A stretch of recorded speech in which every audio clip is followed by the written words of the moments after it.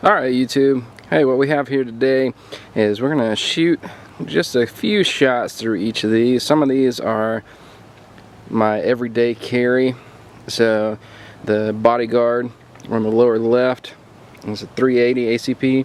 Then the 45 is a Para Expert Carry 1911. So it's got the 3-inch barrel, the full size frame, so it holds the full size government magazine, so 8 plus 1 in the chamber. And then yes, we have a Ruger SR22. Then we have the M&P 9 full size, and that's got the TLR2, so the light and laser with the pressure switch. And probably the nicest one in my collection, which is the 686 Deluxe, the Talo Edition Smith & Wesson. So that's 357 Magnum. So we're going to fire a couple of rounds out of that today. Alright, so what we have set up over here is just a few water jugs. That's right, we're blasting water jugs. I don't have any kind of sim test gel, none of that stuff. All we're going to do is blow up water jugs. But we're going to see how these react. So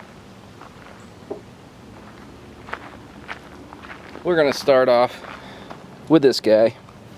So now I did have one more firearm that I wanted to test here, and that was a Ruger LCR in 38 Special Plus P, but my wife is currently at work and so she is carrying that one, so that will not be in the test today. But instead of loading a Plus P load, I took, this is PPU. Let's see if I can get the camera to focus here. Maybe not. So anyways, this is the Russian PPU 38 Special, not Plus P, just 38 Special.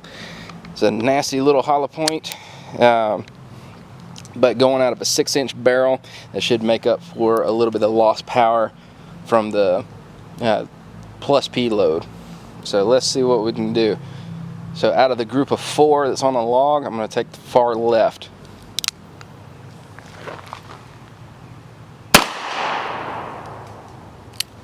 Alright, so 38 Special, get the job done.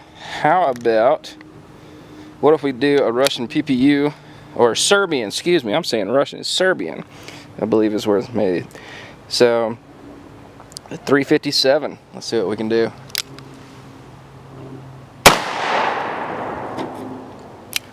Let me set that back up.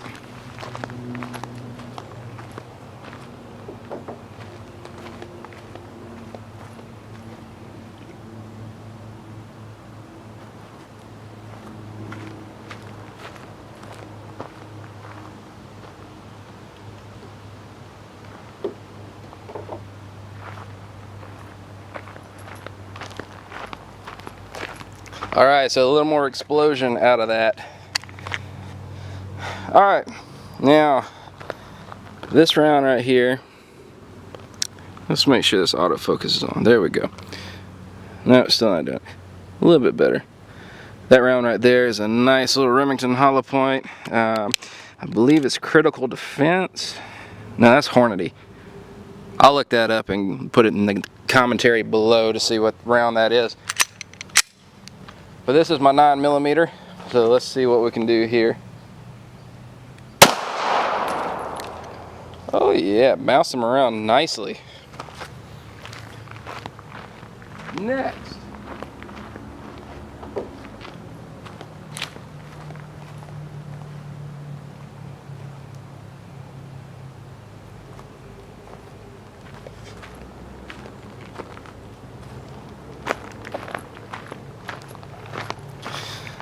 Oh, the beloved 1911. Yes, this is in the 3-inch barrel, but I'm running Federal Hydra shocks out of this thing. 230 grain.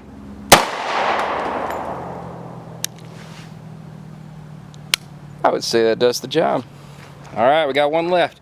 Now let's see what the 380 will do.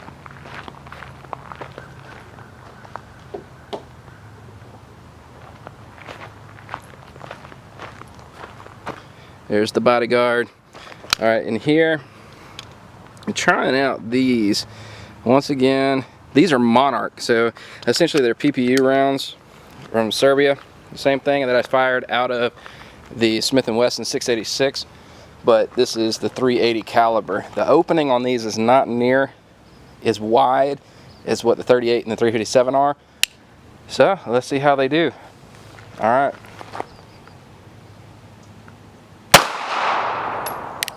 Well, it might help if I actually hit it, right?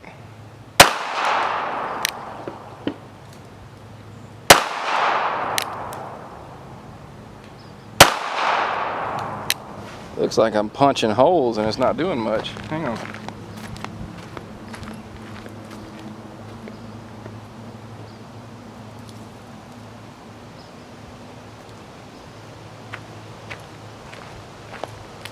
Yeah, we got a few exit holes here. Popped one at the top, another one there.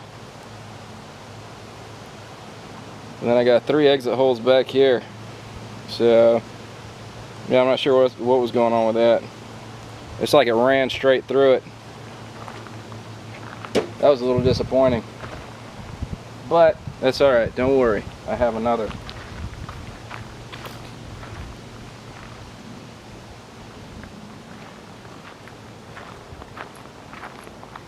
A big old downy jug, and if you know what these feel like, they're much thicker than milk gallons.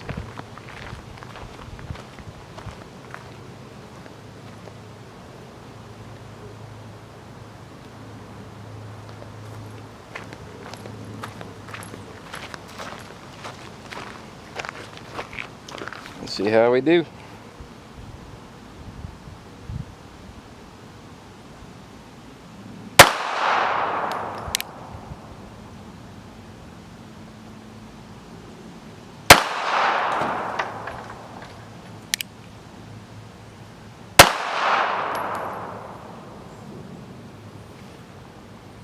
Alright, so not the explosion I was hoping for, but I sure punched some holes in some stuff.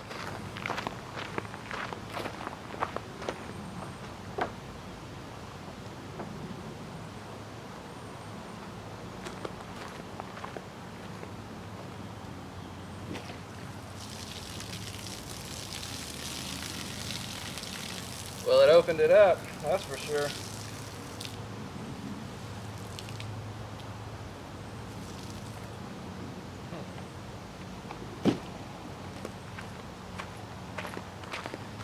Oh, wait a minute. Hey, we forgot one. How about that SR22?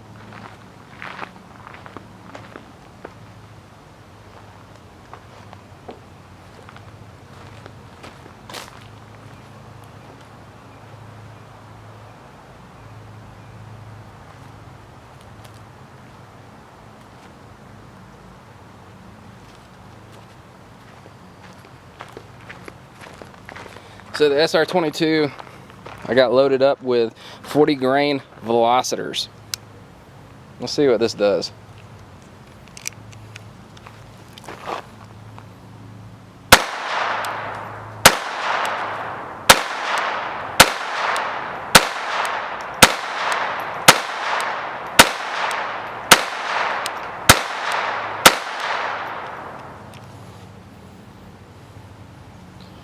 Well, I hope you weren't expecting an explosion on that, but it still punches right through that thing.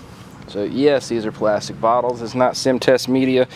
It's none of that technical stuff, but if you think about it, is your skin really tougher than one of these plastic things? All right. So there goes the melt, man. All right, but yeah, think about it.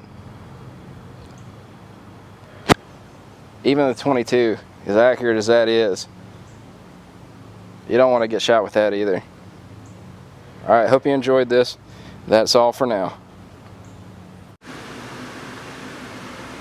Alright, hey YouTube, we're right back. You just saw a little bit of shooting action. Yes, we were shooting water jugs, not sim test gel, none of that stuff. Just every day, hey, I can save up some water jugs at my house and blow them up. That was great. Anyways, so first off, I want to cover these right here. My hearing protection. I just got these in not too long ago. They're Leight by Honeywell. They're the impact sport shooting earmuffs. These things are great. If you have not discovered these yet, you need to invest in the money in them or something similar. They are great. They're slim profile, so when you shoot your rifles, it doesn't get in the way. For myself, when I'm shooting, a lot of times bulky earmuffs, they get in the way of my stock. So it just complicates the situation, and typically I do better with just doing earplugs because of that. But these are slim enough profile that they don't bother me whatsoever. Now they're also electronic. You see these little foam pads here. These are directional microphones. Alright, they're powered by 2 AAA batteries that they are said to last for 350 hours of operation. 350 hours, that is insane. Alright, the other nice thing is both speakers are controlled by one volume knob. Now when you first turn this on, there's a little delay for it to come in, but it amplifies all the ambient noise. So if you're out listening for a game, listening for a deer to walk by, and you're like me, you're a little hard of hearing, man, this makes it so much more crystal clear. You can actually tell what you're listening for, and it helps all around. It's great. And the instant that a round goes off or a sound above 85 decibels goes off, which isn't really that loud, it shuts all the noise out, and then it instantly comes back in afterwards. So you lose the sound of the shot going off, but you can hear the echo of the shot afterwards. It's a really cool effect. They're very, very effective. It's great. So invest in some of these. They're not that expensive. I want to say for mine, I might have paid 35, 40 bucks. And I ordered mine from Walmart.com. Now, the funny thing with that story, I ordered them. They delivered them to the wrong house. I checked online. It said delivered at my doorstep. Well, I called them back and said they weren't delivered to my doorstep. So they decided that, well, they were lost in the mail. We're going to send you a new pair. Well, I checked up and down the houses, up and down my road. Nobody had them. There were a couple of families that weren't home at the time, and this was before I called Walmart to let them know. And nobody had them. And then a few days later, after they already sent the new pair, the guy at the end of the road finally came home off vacation. I knocked on his door, and sure enough, they were there. So now I have 2 pairs. I did let Walmart know. They said, don't worry about it. So now I have 2 pairs for the price of 1. So that's pretty cool. But yes, I did try and let them know. Alright, another cool thing real quick before we get into the guns themselves. We saw shooting with the 22 where I just started shooting round after round into that water jug. Well, this is pretty cool right here. That Velocitor round, let's see if we can get this to focus. Yeah, you see that indentation right there? That's awesome. Because this other round, I found it in the jug too. I noticed they fit perfect. This round seems to have hit this round when it went in, and they both stayed in the water jug. To me, that is freaking awesome. I will probably never pull that off again. That was total accident. But the rounds did not expand like I had hoped for them to. But then again, there wasn't much water left in there as I was shooting, because it was just dumping it quickly after the first shot. Obviously, I had put a couple of holes in it. So I don't know if that had anything to do with it, but still, I would not want to get hit with one of these. I don't think anybody would. So, do proper shot placement. Yes, this can take somebody out if need be, or yeah, I just no. It's not preferred concealed carry, but if you're somebody who can't handle recoil, something like this little SR22 would be a good option, because with pretty much no recoil, you can put your shots wherever you want them to go, and it's all about shot placement. So in a self-defense situation, yeah, I'd actually be comfortable carrying this. Okay, yes, I know that just started a huge debate, and I'm going to hear all the comments about how it's a horrible self-defense round. I'm telling you, I wouldn't mind carrying this because I know that there's no recoil to this thing. Where I want a round to go, I can put it there. Done. So, don't start that debate up, please. Anyways, we all know that one. Heard it plenty of times. I'd only really recommend this for people who can't handle a lot of recoil. And I do have some females in the family that fall in that category. Okay? Discussion over on that one. But this is probably, if not the most reliable 22 pistol on the market, it is one of the most reliable 22 pistols on the market for sure. I have never had a single problem with this firearm. Any rounds that did not fire were bad rounds out of this gun, and bad primers. And we all know in 22 bulk ammunition, you know, you're gonna get some bad primers here and there. It happens. It's 22. All right, so you just rack the slide and pop the next one in. Yes, there's nothing in this one, as you saw it locked back.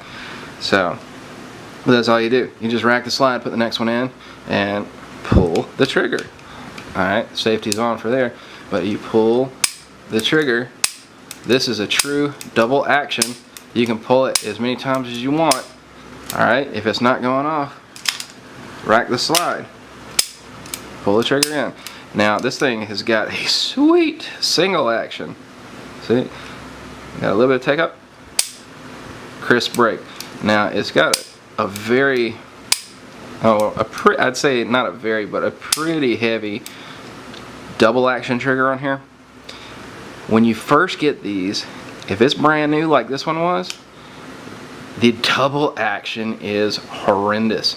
It is gritty, it is nasty. I mean, it's just horrible. The single action is good out of the box. But all you have to do, because in the Ruger manual it says specifically that this pistol can be safely dry fired. So don't start that debate either. It's in the manual. I don't think any of y'all, except for maybe the few that have dealt with Ruger in their production, I don't think any of you designed this weapon, unless you're the designer. If you are, then I will bow to whatever you say. But if you're not the designer, I'm going by the manual.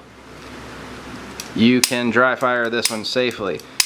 And if you just sit there and do this for a little bit, it smooths it out a lot.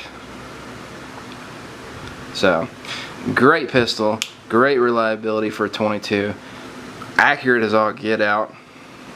It's a shoot. I've shot squirrels with this thing during gun season. It's great. I love it. I've actually hit a couple of deer that I finished off with this pistol. I did when I was black powder hunting. In my state, it is okay if you got a concealed permit to carry a 22 with you. So, well, there's two deer that I shot over the last black powder season, and I hit them in the spine, but it was a little forward, and the spine was gone, but the deer was still breathing and it was wobbling his head around. You could tell it was just in misery. I don't like to see that on an animal. I don't like to watch an animal suffer. So it was scared. Obviously it just got shot. It's flailing around. So essentially just grabbed him by the antler, put one in the back of the head, and just out cold. So I did that for both of them, actually. That happened too. The spine shots just didn't kill them as quickly as what they normally do, but this ended it for them, and it made it a little more humane, in my opinion. So that can start a whole nother debate, whatever. Alright, so anyways, moving on, we have the Bodyguard 380. Love this one. This is my EDC. I carry this thing everywhere. It disappears in my pocket. The shields, all you shield lovers, I'm not knocking the shield, but there's no way this thing, there's no way it compares to the size. This thing disappears in my pocket, and with my career choice, or my career, I have to wear nice dress clothes a lot, and it's in environments that aren't always the friendliest to guns, but my lifestyle, I choose to carry everywhere. Everywhere that's legal for me, I will carry. Notice I say everywhere that is legal with my permit. Alright, now that we have that clarified, I carry this thing all the time, and I needed a gun that I could just make it disappear. Not an in the waistband to where, hey, my shirt's tucked in, I can still see the top of the pistol. I don't like the whole deep concealed carry where you drop it way down in your waistband to where you have to pull a strap or something to get it out of there. No, don't like that. Hey, it looks like we're about to run out of memory here, so we'll see how that goes.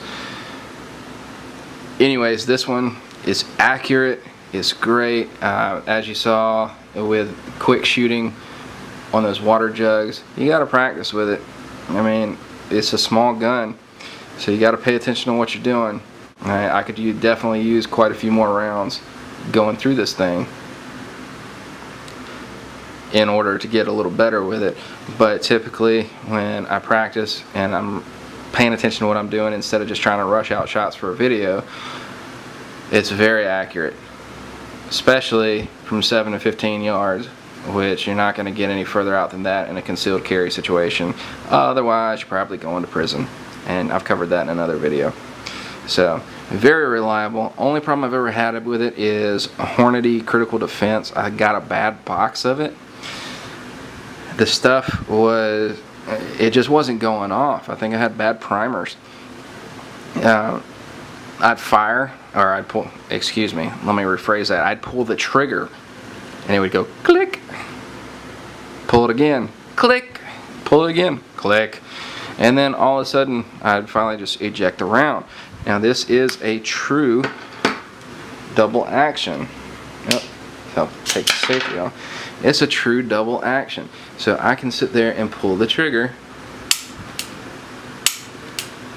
and it will go every time.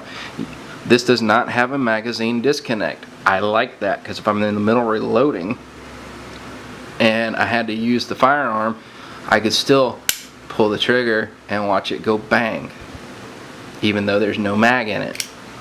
So, put the mag in, load it up. Alright, I don't carry this with a safety on. All of you know, guys that are like, oh, I never own a gun with a safety and carry it. Well, just don't put the darn thing on if you don't like it. If you're not comfortable with it, you have the option to put the safety on. So, put that round back in there.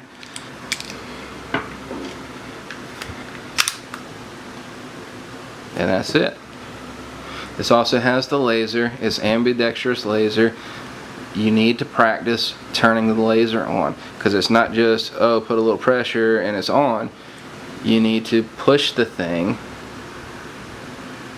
And notice it had the strobe mode. You need to push it relatively hard. It's not an easy laser to turn on right off the bat, but because of that, you're not accidentally going to turn it on in your pocket. It's got a long trigger pull, very long trigger pull. I don't mind it. It is smooth.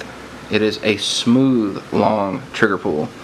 Might not have been as smooth as at first, but once again, I'm the original owner of this gun, and the more I shot it, the smoother it got. I've never had a problem with it. All you trigger Nazi guys, excuse me, Nazi's probably a not so friendly word. I'll use another word. All you trigger snobs, there we go. All you trigger snobs, man, just pick out your firearm and learn how to use it. That's all there is to it in my mind. I'm not going to go through a trigger job and stuff. I got this because it was relatively affordable. It was small, tiny, fits in my pocket, disappears, very accurate, very reliable. It's got the laser built in, which I like. I like some of those gizmos and gadgets and stuff, as you'll see in a second here. Love it.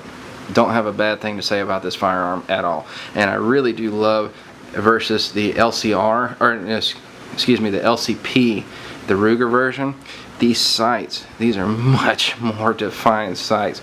Any of you guys who've ever tried to shoot an LCR, or an LCP, excuse me, LCR2 for that matter, notice there's hardly any sights on that thing, but this, easy to see. Alright, now that I've done ranting on that, how about the Smith & Wesson M&P9? So talking about those gadgets and gizmos, this is the Streamlight TLR2S, so it's got the strobe function. Notice I got this big thing coming down here that molds into the frame. It is the pressure switch for it. Alright, this is the full size. This is not a well, actually, yes, this is a California model. So it has the magazine disconnect, but this is an old California model. So all I did was get some new mags for it. So yes, this is the 17 rounder. The 10 rounders, I got rid of those years ago. I bought this when I was stationed at Camp Pendleton with the Marine Corps, and yeah, I was not feeling a full size with only 10 rounds, so I got rid of those as quick as I could.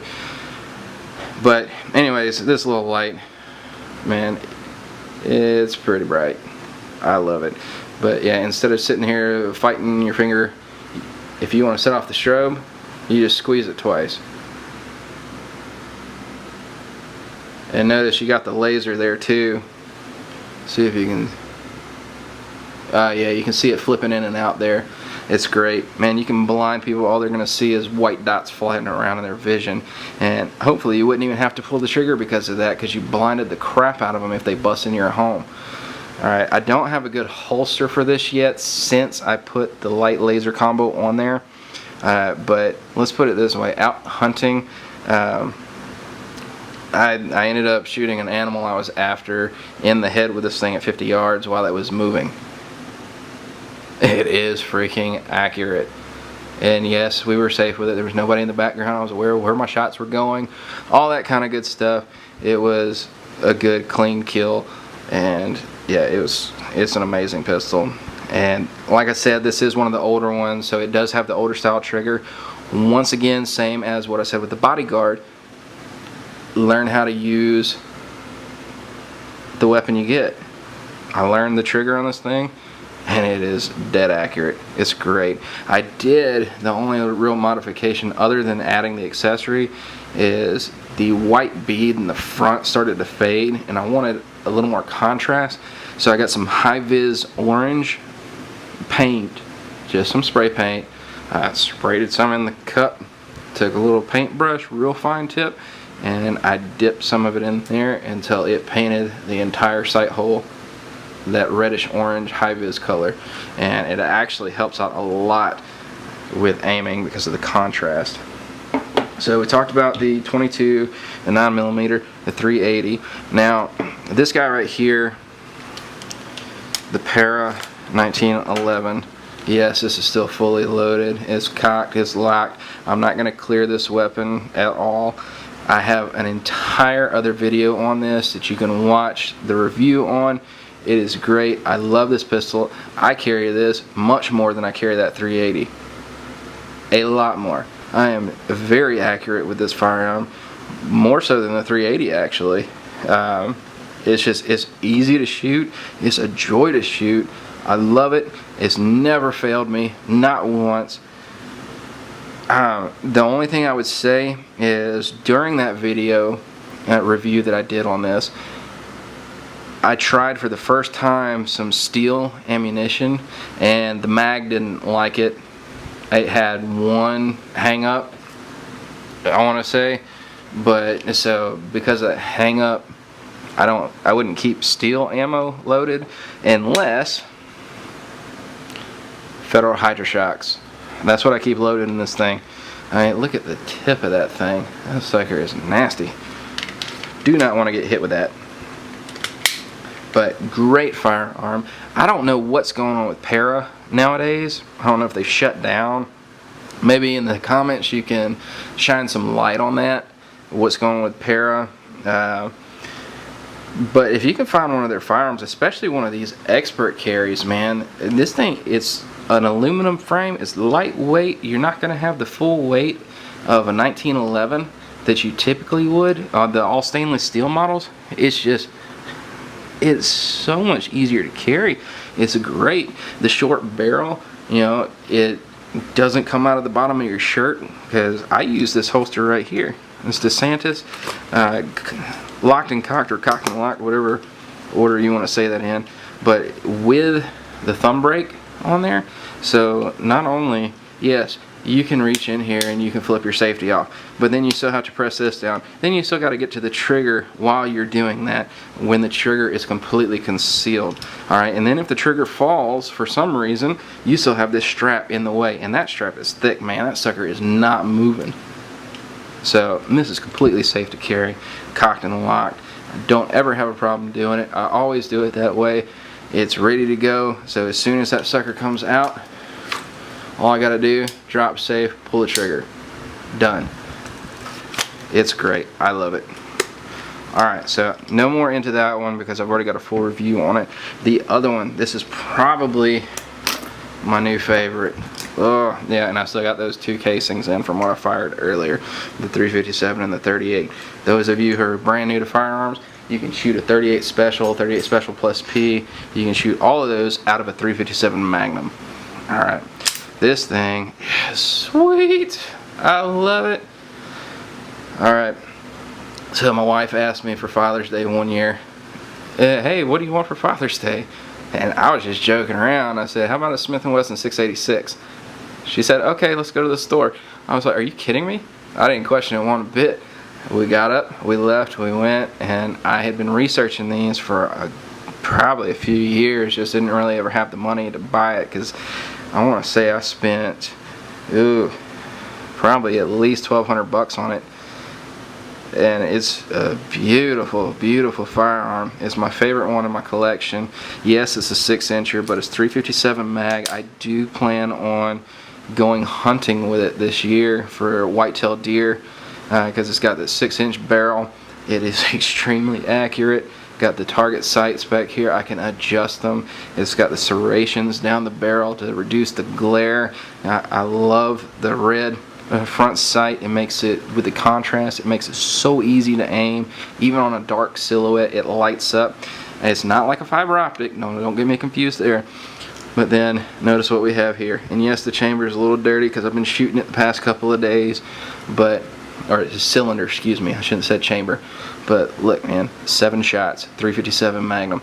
Now, I could have gotten those rubber grips that Smith & Wesson's been putting on their firearms lately. Didn't want that. I wanted the rosewood grips. That's right. I love my wood grips. Love it. Now this one has a heavy double action, but it is so smooth. It is ridiculous. It is awesome. And the single action, oh my goodness. Oh, look at that. I mean, just look at that. Even left-handed, and I'm not even grabbing the thing all the way. It is so smooth, so crisp. So it's, man, this thing is such a delight to shoot. Smith & Wesson knows what they're doing. Hence, I have the Smith & Wesson M&P, the M&P 9 full size. I have the Bodyguard. I have the 686. I just recently bought the M&P 15. Well, actually, I take that back. My wife bought it for me for my birthday. My wife is awesome. Dude, if you ever get to meet her, she is the best ever. Yes, you can tell her I said that. Actually, don't tell her. She might let it go to her head. No, I'm just kidding. She knows I love her. And, yeah, dude, I can't thank her enough for this one. This is, oh, man, it's awesome. Can't rave enough about this one. Dead accurate, very reliable. Shoot anything under the sun. You don't have to worry about it. The only thing I would not shoot in here is tool ammo. And don't do it.